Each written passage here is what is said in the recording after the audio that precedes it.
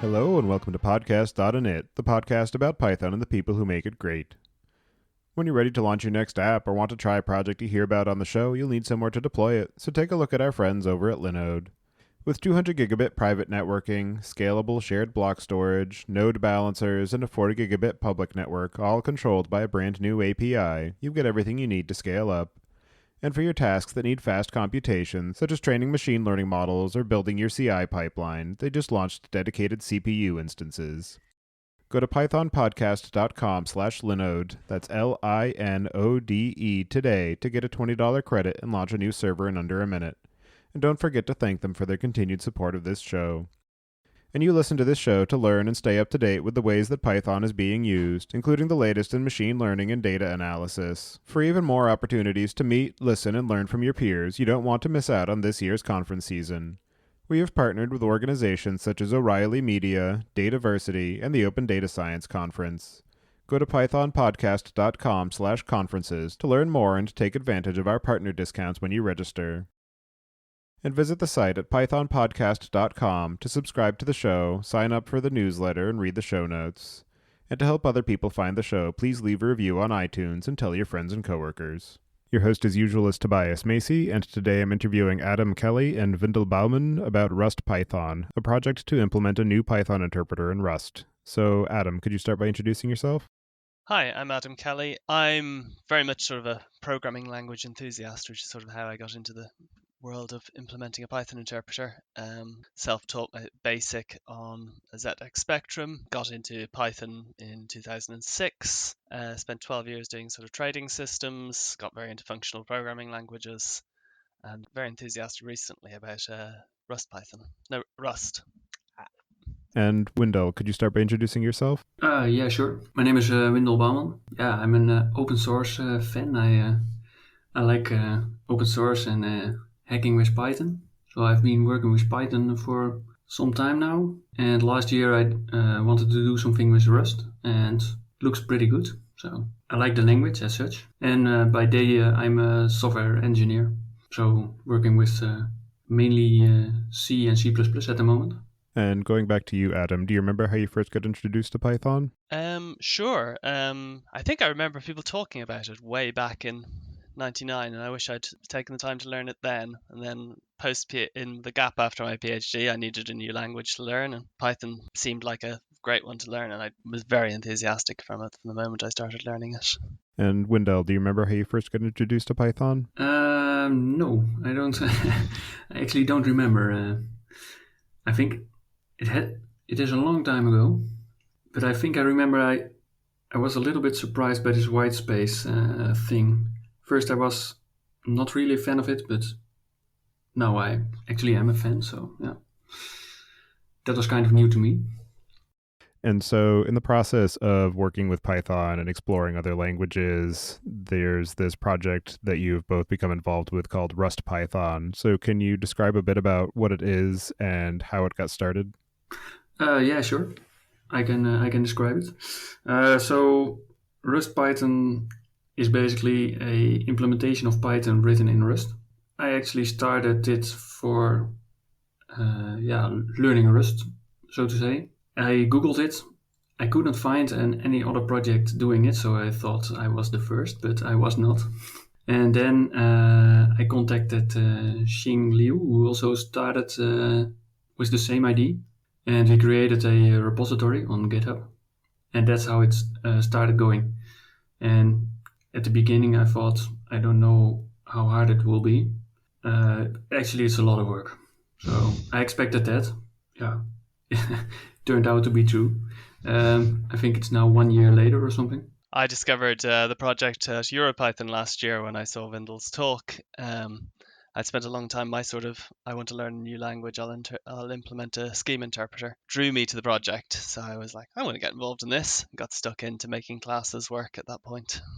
And before we go too much further, can one of you describe a bit about what the Rust programming language is for anybody who isn't familiar with it and some of the reasons why you might want to build an interpreter with it? Sure. Rust is a low-level programming language in terms of it's trying to compete performance-wise with C++ while providing really great memory safety. type features. So you don't have a garbage collector, but at the same time, you don't need to worry about manual memory management. Rust at compile time can track who owns each piece of memory and ensure that you're not doing anything bad, like using memory after it's freed. Yeah, maybe one thing to add is Rust has really a lot of syntax features.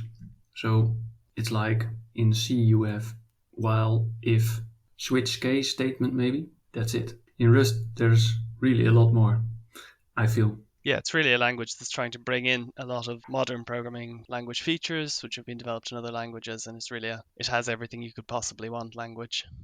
Yep. And some people would say that that's the same with C++, but often it's meant as often it's not meant as a compliment. It's meant as a sort of denigration of the language, that they're just throwing everything in with the kitchen sink. But my understanding of Rust is that there's been a lot of upfront design thinking about how it all fits together and what the overall goals are of the language, rather than just cramming every new feature that somebody might ask for. I think that's very fair. I know earlier versions of the language had garbage collection and green threads, and they took them out because they decided to refocus on making it perform as well as they could.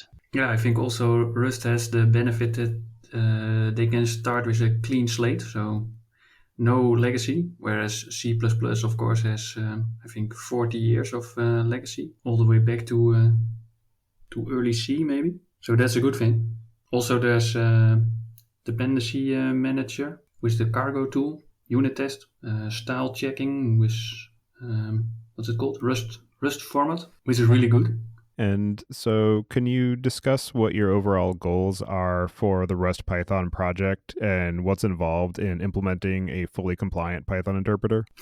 So that's a good question. So I think the goals are not really set in stone yet, I would say.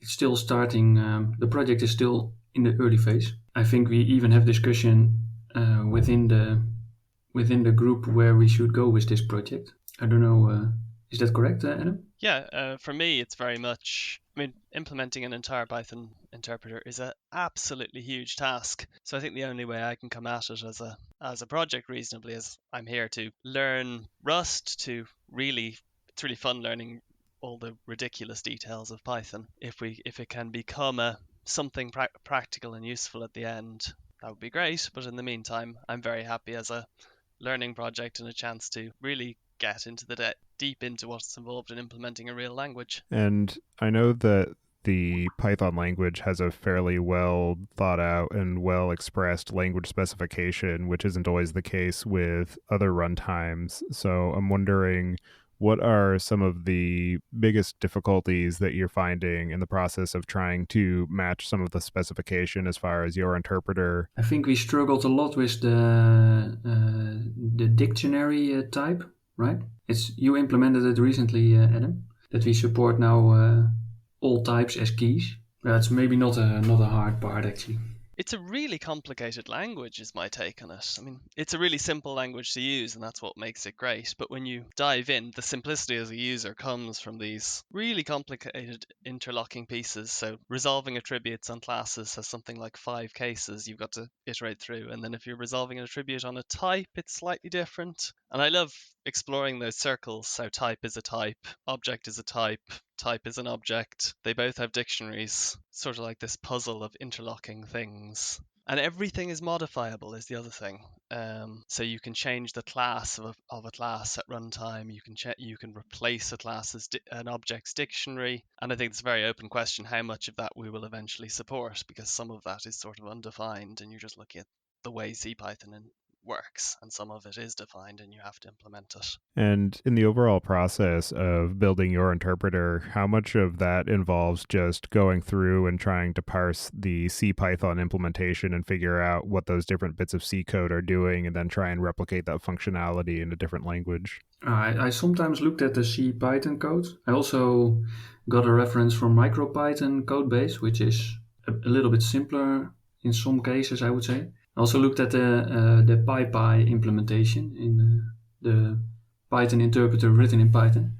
So because that's quite easy to read, so then you get an idea how some part of the language really works. At least that's the references I took to Peak. And sometimes it's pretty obvious what has to be done.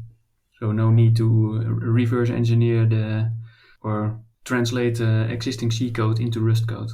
I quite like playing with CPython. That's my starting point, is like poking CPython and trying to find out what it does. I should probably be looking at the CPython code more. I think we all have sort of a different way of coming at these problems. But between sort of having an implementation you can try and match, having the CPython code, and having various specification docs and blog posts, you can sort of work out what needs to be done. And can you walk through a bit of the overall development cycle of figuring out what's the next feature that you're going to try and replicate, or what's the new capability that you're trying to add, and how you manage the overall roadmap? And I'm also particularly interested in terms of the early days of the project, of just getting something that would even compile just the simple hello world example of Python, and how you went from 0 to that point, and then from that point to where you are now. Yeah, all right. So the first thing I tried was parsing some example snippets. Print hello world, for example. That's actually the piece of code I started with. So it's a simple Python file with only 1 or 2 lines containing a single snippet of syntax. And I started with the parser part, trying to parse that part of the code, and then adding the translation to bytecode. That was done later on. So that was really in the beginning. I think the current way is what I try when I'm looking for new things to implement in this is taking a piece of code, running it, and see where it fails, and then try to figure out why it fails and a way to fix it. And recently I experimented a little bit with the Ouroboros library, which is a Python library, standard library, just going over all the Python files and see if those files parse correctly, for example. That's my take on it.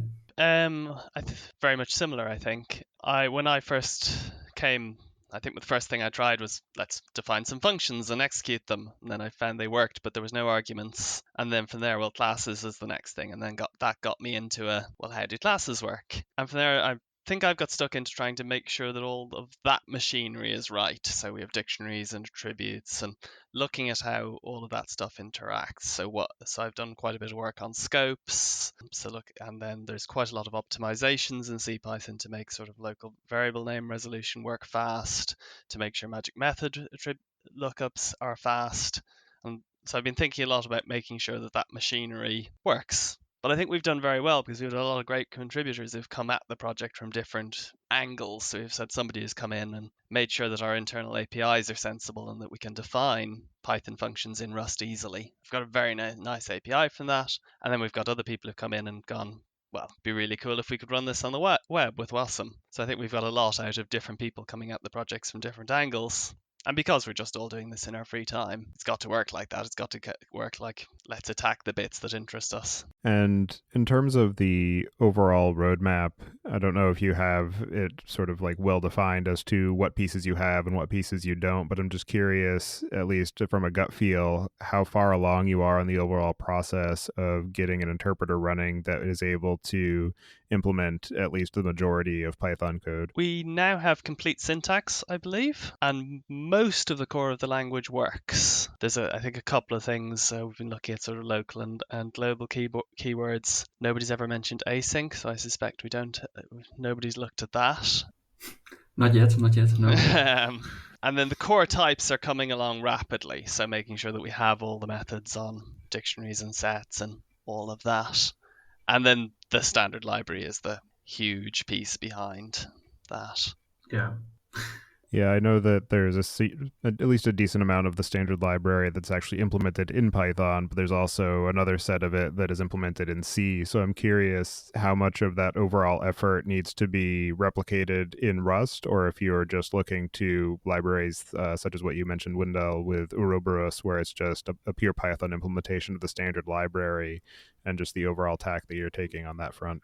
Yeah, it's a really interesting case, because if you go from the Python libraries, like for example the unit test part of the standard library, I think it's all written in Python, so that could be simply copied from CPython or maybe PyPy or another implementation. But the further you go, down to some core modules. Some of them are implemented half in C, half in Python, and then it gets really interesting. So I actually don't know exactly how we're going to tackle this.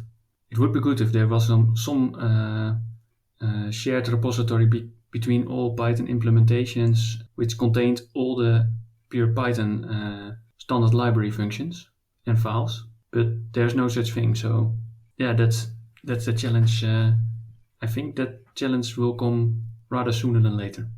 And I know that the primary goal of any project like this is to be able to maintain feature parity with the reference implementation, but in some cases it can also be important to maintain bug parity. So I'm wondering if that's something that you have looked at all, where you want to ensure that some edge case in the CPython interpreter that operates in an undocumented way also operates the same way in Rust. One of the more famous examples being that dictionary keys in certain cases were implicitly ordered before they were made explicitly so, and people relying on that case. Dictionary keys insertion order is we have implemented it that way. That's now the order is guaranteed, right? Yes, that's correct.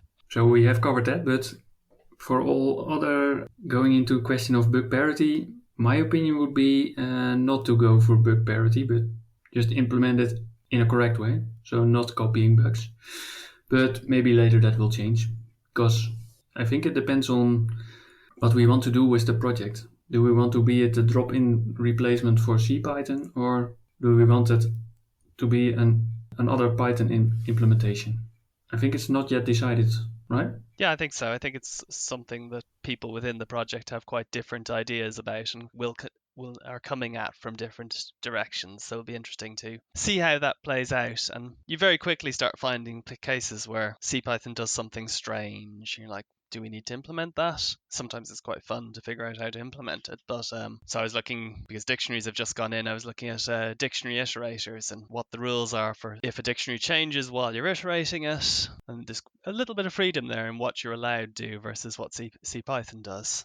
Quite fun. And another question that I have in terms of compatibility with CPython is the idea of libraries, particularly ones that rely on C extensions, and what your plan is as far as that level of support, or if you're just aiming for pure Python implementations similar to what PyPy is targeting. So I know a little bit about the amount of work that PyPy have had to do on this. I mean, getting fast NumPy to work there has been a hellish project, and I think building a compatibility layer such that extensions that expect to be talking to CPython can talk to the API. Hopefully some of the work that PyPy has done can make that easier, so there are better interfaces there for things, and maybe we can piggyback on some of that. But I think there's a huge amount of work if we want to get that far with the project. I think we will do that in the end, and hopefully some extensions that are now written in C will be rewritten maybe in Rust, and then we don't face this problem anymore. Maybe that's the take on it. It's an interesting potential application that if more people are using Rust and they want to have Rust-Python interactions, then maybe at that point RustPython has a use. Yeah, I think we will probably first support extensions written in Rust, right? I would expect so, yes. I think that would be easier. And in terms of your overall developer community that you've built around it, I'm curious about how many people are actively involved with the project and how much interaction you have with the core Python developers as far as just being able to get design advice or answer questions about various edge cases and the implementation. I think there's now a group of, 6 or 7 people being really actively working on this. I guess something like that. And personally, I didn't have much contact with the CPython developers. I don't know about you, Adam? No, I haven't yet. I think probably as we get more complete and we start to hit really, really hairy edge cases and maybe get more into the bug parity, it'll become more relevant. But at the moment, I think we're working in areas that are pretty well understood, so we haven't had to. And also in terms of your overall development pattern of building RustPython, I'm curious how much of the work requires implementing things from scratch and how much you've been able to lean on the Rust community of libraries and crates for being able to pull in functionality. Yeah, that was one of the reasons actually why I wanted to try this out, because in Rust you already have, for example, Unicode, strings, it's all working. So no need to do weird things with C and Unicode and these kind of things. Also, there's a regular expressions module, and I think the regular expressions model is one of the modules that actually uses a Rust package. So in that sense, it's the regular expression module that you import is really a sort of a proxy to the regular expressions engine, and that's a Rust package. So it was a matter of adding it to the project and running the correct function, and it all worked. So that was really good. That was actually one of my hopes that I had with this project. That since there's so many libraries already written in Rust, that we could leverage those libraries. So I'm also curious about other standard libraries that maybe also could benefit from this. I think, for example, the I/O library, dealing with files and these things, and maybe the encodings. So going from different text encodings and these kind of functions. I think there's good possibilities there. I think at some point soon we need to tackle the questions around concurrency, because I think that's quite an interesting case. It'll be very interesting to see what tools Rust provides us with there. The GIL is always one of the things that comes up, and at the moment it's not an issue because we don't support threading. We don't have a GIL yet. We don't have threads yet. No, exactly. Yeah, I'm curious how that will work out. But I'm hoping that while it's not necessarily an easy thing, there's a reason CPython has the GIL, that Rust safety features will really help when it comes to attack concurrency, and that we might be able to do something good there. Yeah, I think the object model we now have, I don't see any reason why we should have something like the GIL. But on the other hand, I think we will find out when we implement something like the threading module. We'll probably find out. I'm curious how this will go. And in the other direction, I'm also curious if there have been any pieces of work that you have put into RustPython that you've been able to extract out into reusable libraries for other people in the Rust community to take advantage of. I don't think we've done that, right? No, I don't think so. It's an interesting question to think about whether we have anything yet that would be useful like that, but nothing comes to mind.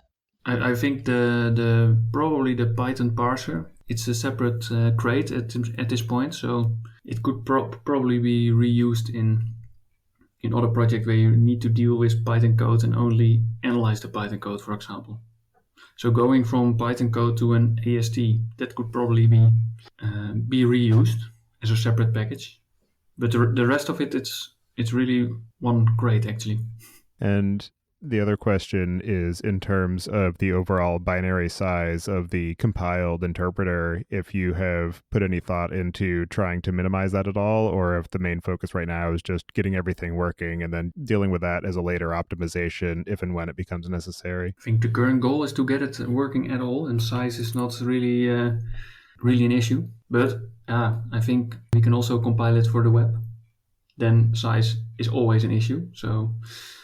But I think it's a good thing to go for code size reduction, or at least keeping it small, because for the web we can use it, but also for microcontrollers it's maybe also interesting. So you could go the embedded route with RustPython as a sort of next to MicroPython. Of course it will be larger, but I don't know how much. I think the current binary is 6 megabytes or something. I can check.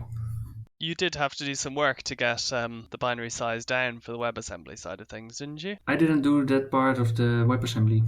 Okay, fair enough. I saw something going through, but I don't remember the details. Yeah, I did one optimization in the parser part. So we used the parser LR pop it's a Rust crate. It's a Rust parser generator, and I did a trick there to reduce the generated parse tables. I think that saved 1 megabyte or something, or half a megabyte of code size in the WebAssembly build. Still, it's rather large, but it saved some. And so, as you mentioned, one of the other benefits of using Rust for this type of interpreter is that it does have a WebAssembly compilation target. And so I'm curious if you can talk through a bit of some of the vision of how WebAssembly will be able to support writing client-side Python, and just your overall experience of working with WebAssembly in this RustPython project. Maybe I can describe WebAssembly first in a bit. Sure. Yeah, so WebAssembly is an idea to write code in any language you like and then compile it to WebAssembly and then be able to run it in the browser. Whereas previously people were really, when you develop an application for the browser, you have to do it in JavaScript. And of course JavaScript is good, but not everybody likes the language itself. And precursor of WebAssembly was ASM.js, which was a subset of JavaScript. And then compilers were created to compile, for example, C code to this subset of JavaScript. And then you could run arbitrary C code in browser. But still it was JavaScript. So then the next phase was WebAssembly, which is really a binary format, which could also be targeted by compilers, for example, going from C to WebAssembly. And then you can run C code in browser. And Rust also has this option to compile from Rust to WebAssembly, which means effectively that if you have a Rust program, you could compile it to WebAssembly and then include it in your web page and load it and run it in your browser. And that's actually what has been done with RustPython as well. In the demo page, you can run the RustPython interpreter inside the browser, really at the client side.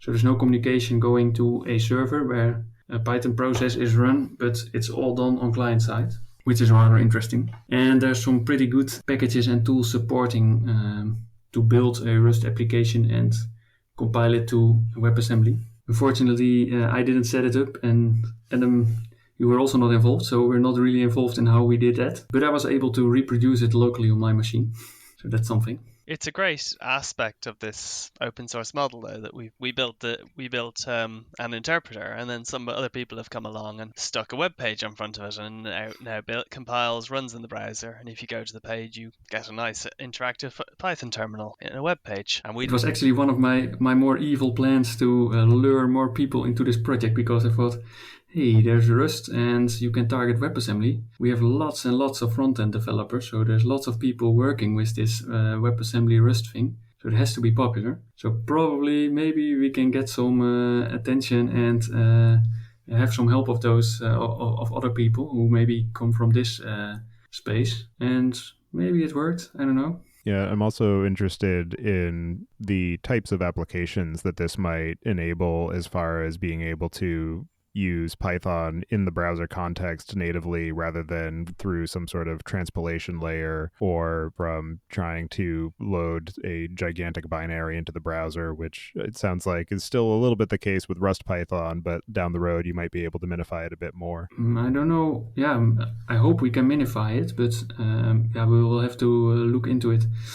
Maybe we can split it in some way that if when you import a module that you download it on the fly. One application that has already been built is the Pick It Up game engine. It is built on Quicksilver and RustPython. Quicksilver is a game engine written in Rust, and it is then combined with RustPython, so you can write games in Python and run them in the browser. So that's actually one example of what you could do. Still, what you mentioned is true. You have a really bulky binary that you have to transfer over the web, and yeah, so it is not really bandwidth friendly in that sense. I think the binary is still 3 megabytes or of WebAssembly what you have to download. Another potentially interesting application is Python is often used as a language for learning. It's quite a learning language. So there might be applications around people who want to just do that for learning Python interactively without the need to download and figure out how to install Python locally. There might be some interesting sort of applications that could be built there. And on the web front too, I'm also curious if you have done any research as far as being able to minify Python code similar to what happens with JavaScript, and also how the packaging story would work out for being able to bundle up your Python code for delivery to a client-side browser. I don't know if I think we haven't looked at that, at least not that I know of. No, I did Google just before our conversation and found PEP441, which handles building zip archives from Python code, which is quite interesting. I don't know whether you want to ship a full zip management to the browser. Might just make our interpreter even bigger, but it's interesting that exists. Yeah, we still need the zip module. Yeah. Probably we can reuse some Rust crate that does zip, so that's good. Yeah, I know that there are projects such as PEX for being able to bundle up an entire Python environment as a zip archive for delivery to the server side, but I'm curious how that would manifest on the client side because of that pressing desire to try and keep the binaries and the deliverables as small as possible. Yeah, that's certainly going to make it a real challenge. And you're competing with JavaScript is very established, and a lot of work has been done in this space. So there's a lot of catching up to do to get there. And in terms of your overall experience of working with the RustPython interpreter and trying to replicate functionality of other interpreters, I'm wondering what you've each found to be some of the most interesting or challenging or unexpected aspects of the project. The thing I'm currently facing is the global non-local keywords. I was a little bit surprised how that should be implemented. I still don't fully understand how it should be done, but I thought those things would be simpler. But yeah, it was a little bit harder, I think a lot of sort of understanding the complexity of the internals and how many moving pieces there are. I'm quite interested at the moment. I'm looking at starting to look at slots and how class attributes can be accessed. And I think there's quite a lot of exciting optimizations there. And are there any particularly interesting uses of RustPython that you've seen beyond just standard Python development, or anything sort of unexpected as far as the directions that the project has taken or ways that the project is being used? I don't know if it's used actually. I only see one use case in the Pick It Up game engine, but for the rest, I don't know. Also, wouldn't recommend actually to use it at this point, since it's still I don't know. It's not really usable, I think, in an actual application, I would say. Yeah, I think once we're a bit more complete, it will start to get to the phase where we can find uses for it or find things where there's reason for people to come and use it. But at the moment, it really is a tool for people who are interested in learning about how a programming language interpreter works, how it fits together, how Python. And looking forward, what do you have planned for the near to medium future of the project as far as goals for utility or specific features that you're looking to implement, or just overall community engagement? I think we've had a lot of flux recently in terms of getting all our internal APIs right. So I think there's quite a lot of refactoring work in getting all of that in. Moving on to more interesting things, I've mentioned the optimization. I think starting to look at how fast we are. I think when we measured it, we were something like 17 times slower than CPython, which I thought was not a bad result for a naive implementation. The other thing I really think we should have a look at sooner rather than later is the concurrency stuff, because that's going to impact a lot of things. And it's also a good advert if we can get a GIL-less Python without a massive slowdown, then that will be a great thing to achieve. Garbage collection is a fun project as well that's come up, because we currently don't have it. Yeah, and maybe I think the standard library is also one interesting puzzle to solve. I'm looking forward to having a unit test module in the standard library. I think that's a good goal. It'll be really nice once we have unit test, we can start running CPython test suites against our interpreter and see just how compatible we are. And your point of the garbage collector is interesting too. I'm curious if you have put any thought into whether you're going to try and take a different approach to the overall design, or if you're going to stick with the reference counting and generational garbage collection. So currently we use reference counting, which Rust provides for us, so we can use Rust's internal implementation of reference counted pointers. So we have that type of garbage collection there already. There's nothing in order to deal with with cycles, so obviously we're leaking there. Somebody has had a look, and there are garbage collectors written in Rust, so it'll be very interesting to find out whether or not we can just bring one of those in and take advantage, as was mentioned, of Rust's large ecosystem of libraries. If we can just take a garbage collector off the shelf and use it, that would be very cool. And what do you think are the risks that you can anticipate or that you foresee that could potentially derail the project before you get it to production readiness? I don't know. I don't, maybe that it will take a long time to complete it, or maybe some disagreements about how we should implement things, and that the project will be forked in two. But at the moment, I think we're still heading in the correct direction. So or more or less in a good direction. So I don't see any risks yet, except that it will be a lot of work. And maybe in the end, one risk would be that we copy the standard library, and we will have to maintain compatibility with the CPython implementation. I think the sheer scale of the project is very much the biggest risk. It's a lot of work. And at the moment, we lack a clear purpose beyond it's very interesting. So Yeah. the other risk is Yeah. we get to a point where we've done all the interesting work and there's no use for it. Yeah, maybe that's one of the risks, that we don't have a clear goal. Yeah, there's some fake goal. We want to build this, but yeah, not really set in stone with milestones and these kind of things. So I don't know. And as far as help from other contributors or from the community, are there any specific areas that you're looking for people to join the project and add their own opinions or feedback or contributions? Yeah, I think we're always on the lookout for people adding functions to the built-in objects, for example.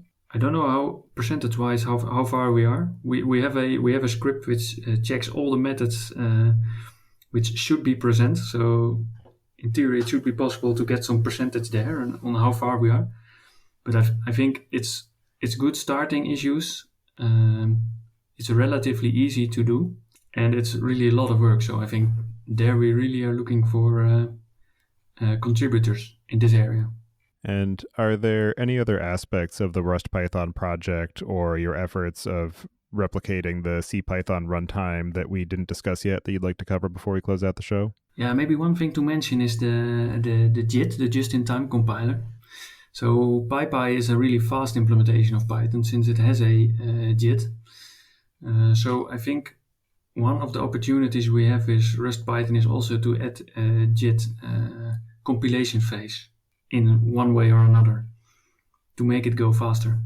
I don't know how it will work yet, but I think there's JIT projects. There's a Holy JIT project. It's a Rust project for creating a JIT in a way. It should work. So we have to see how we can combine it with the RustPython interpreter. The whole area of performance is going to be very interesting once we can get stuck into it. I think so far the emphasis has correctly been on getting a complete interpreter, but we're going to need to set up test suites to sort of monitor performance and then get into that nitty-gritty of making it fast. All right. Well, for anybody who wants to get in touch with either of you and follow your progress on the project or possibly add their own contributions, I'll have you add your preferred contact information to the show notes, and I'll also add links to the GitHub project. And so with that, I'll move us into the picks. And this week, I'm going to choose the group Oysterhead.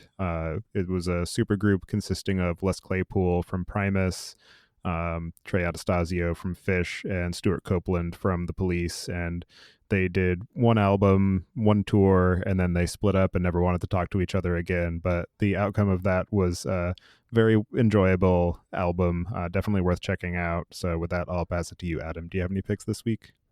So one thing I've come across recently that I've really liking is FZF, the fuzzy finder, which I find very useful for sort of leaping to files in source code. They've also made bash history far more usable, and it sort of integrates itself in lots of useful places. It has support inside Vim as well. And Windel, do you have any picks this week? Yes, the progress bar for Python.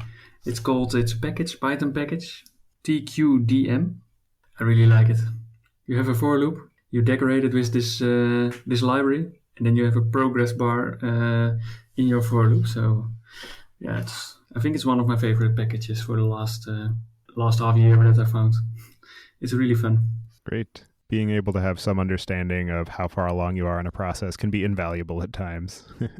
And I'll also second your pick of the fuzzy finder. Being able to just type in portions of strings and find something useful out of it is always very helpful. So I want to thank the both of you for taking the time today to join me and talk about your work on RustPython.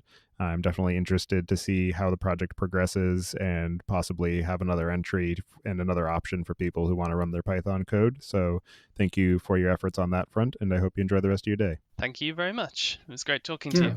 Thanks. Thank you.